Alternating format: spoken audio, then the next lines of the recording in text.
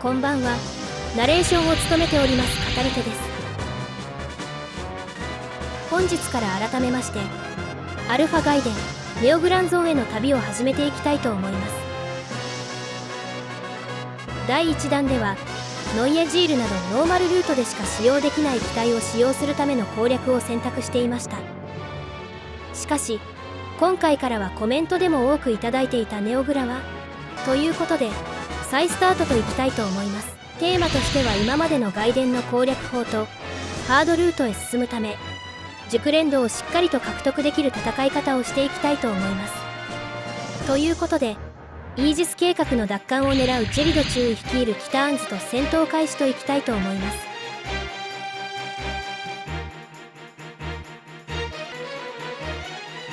本日のタイトルにもあったゼータガンダムですが第1話から使用することができますのでその性能を見ていきましょう。この一撃で落としてみせる。早い。これがニュータイプか。力あるものが正義だ。こっちを狙っても無駄だ。行くぞ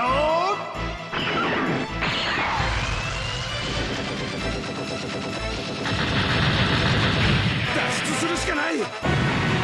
第1弾を攻略した時に外伝では援護をしてなんぼというシステムを痛感したので武蔵氏との援護攻撃でスタートとしました。ハイメガランチャーで沈めてみせる。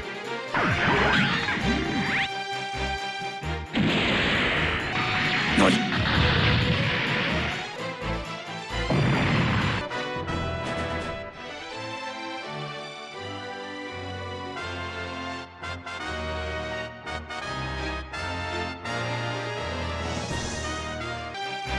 ジェリードめ証拠りもなく。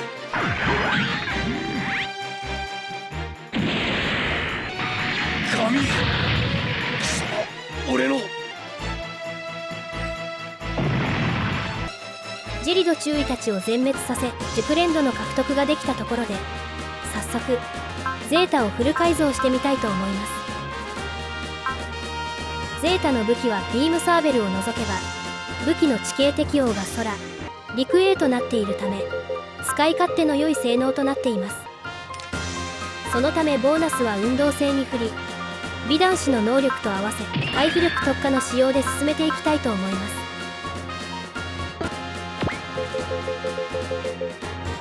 武器は攻撃力が1000上昇の最大攻撃力が4100となりま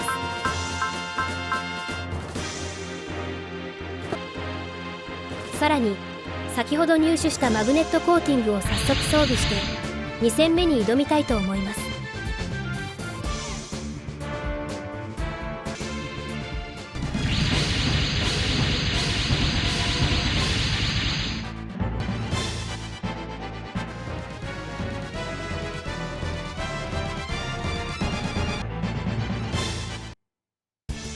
外伝の序盤はキターンズとの戦闘がメインとなりとある事情でキターンズ側についている大佐ですね。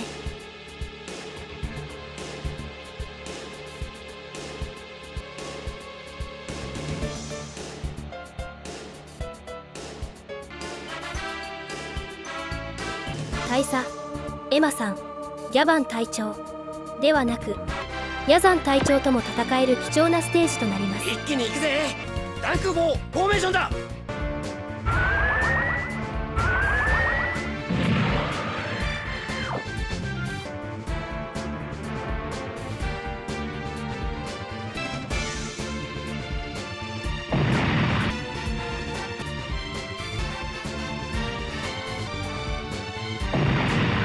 弾空砲をぶち込んだところでヤザン隊長との一戦となりますが熟練度取得のため集中を使い確実に攻撃を当てに行きます。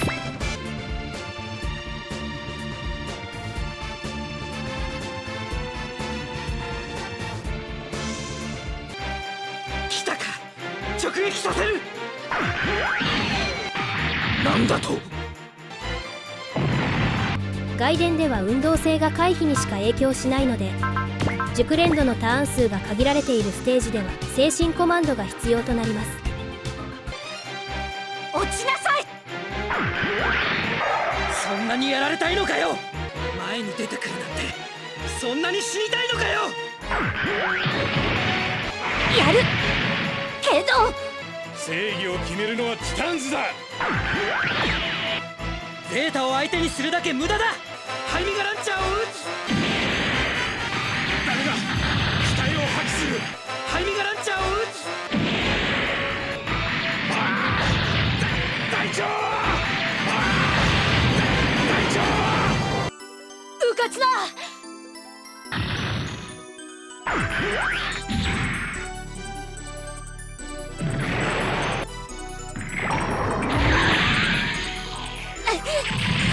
やられた。敵の登場から3ターン以内に全滅をさせないといけないので、手数の問題からカトル氏でエマさんを撃破します。まだ序盤といえど防御以外の面で全ての能力が際立っている、さすが大佐でありますね。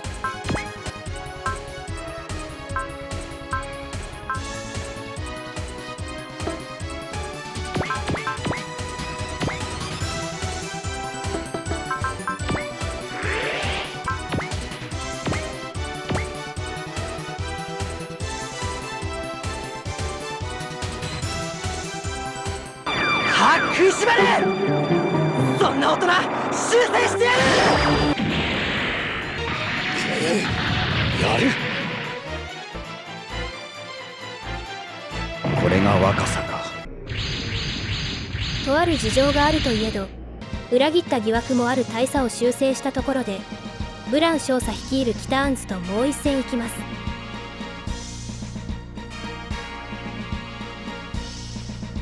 外伝攻略の第1弾では悲しい結末となったロザミア・バダム少尉もサイコガンダムで登場となります。来たか。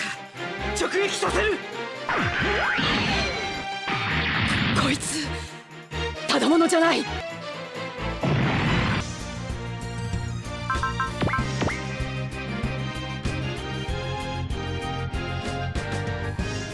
ゼータは俺がこの手で仕留めてやる。ゼータを相手にするだけ無駄だ。ハイメガランチャーで沈めてみせる。神、貴様、俺の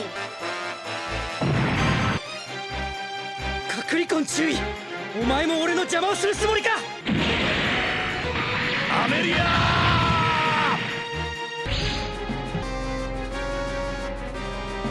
戦場でな、恋人や女房の名前を呼ぶ時というのはな、原始の兵隊が余ったれていうセリフなんだよ。アメリアー、手穴がそんなに好きか。一瞬この先の未来を暗示したような世界が見えましたが、気を取り直してサイコガンダムの性能の確認といきます。 HP が14000で 35% 以下の4900で撤退をするロザミア少尉でありますが、熟練度取得のため落としきらなければなりません。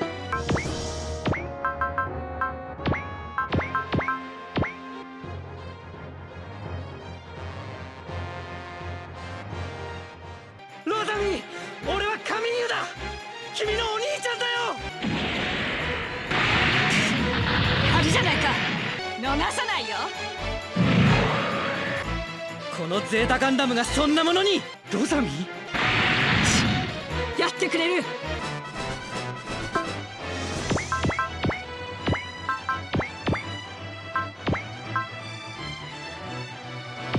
ロザミ、もう一度あの時のロザミに戻れ。